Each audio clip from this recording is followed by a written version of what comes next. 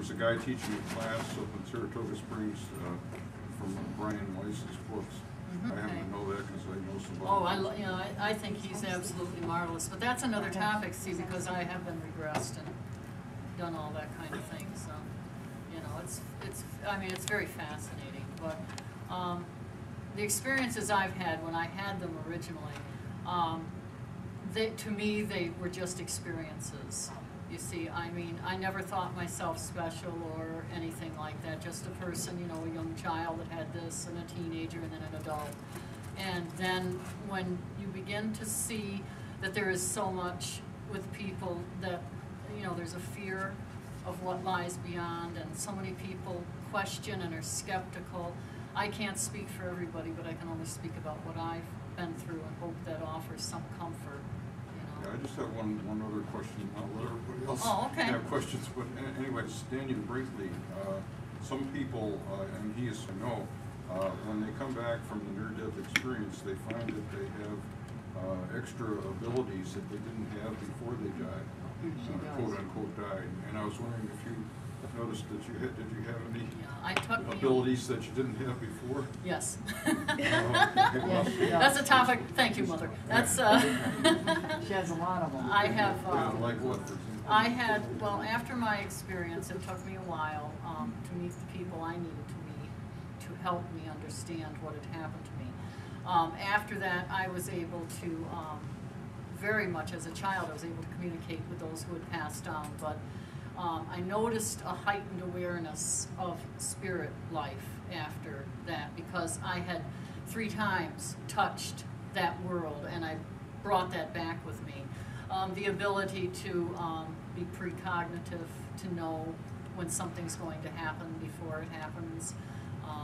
You know, once again, I will usually, as my book, the next book coming out, Dreams of the Dead, talks about some of that, where I can tell you to me in a dream. And I think actually, I remember something in the Bible, you know, years ago when I used to read the book, that it was, and your young, what is it, your young men or something will have visions, and your old men, something will dream dreams or something like that. And that stuck in my head, because when I started to have those experiences, for an airplane, I think it was that flight that went down in Lockerbie, Scotland, the night that I went to sleep before that, the night before it happened, I had a dream that a plane crashed in my backyard, and my grandparents were there helping these souls off of this plane. And I could see the part of the plane, but I couldn't see the whole number, and I knew it was not in our country. I had a sensation of that. So I started about things. Well, or telepathic.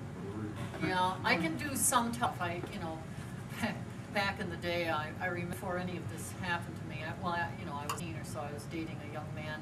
It was the time of the Vietnam War, and he got drafted and went into the Navy. And I remember we tried to experiment with our minds, and he was on the ship, and they were going on a med cruise into the Mediterranean and headed toward Europe. And him and I would set a time and then try to mind communicate with one another across a vast distance. We would send like a picture mentally, like I would picture an apple or something, and then where he was, he would write that down and say, you know, I got an image of something round or something. We tried to do that kind of thing, which was very successful. Very successful. Yeah, she knows when I'm thinking of her, because she'll call me on the phone. Really? Yeah, I do that. We don't even. Mother and I are trying not to use the phone anymore. So it would save us a lot of money. She knows it before. She knows it and calls me and says, Mom, what's going on? And I tell her what's going on. Yeah, it's. And then I lost my son in July, and in a house explosion. And Price Chopper, this year in July 22nd, I was in the aisle Price Chopper. I bent down to get the sugar, and there was an old man standing there with his cart. And he said, I can move. And I said, no, that's okay, fine. All of a sudden, the lights went right off. Store dark as pitch. I go, okay, I can do this. I stood by my car. Not a person peeped. Nobody said anything.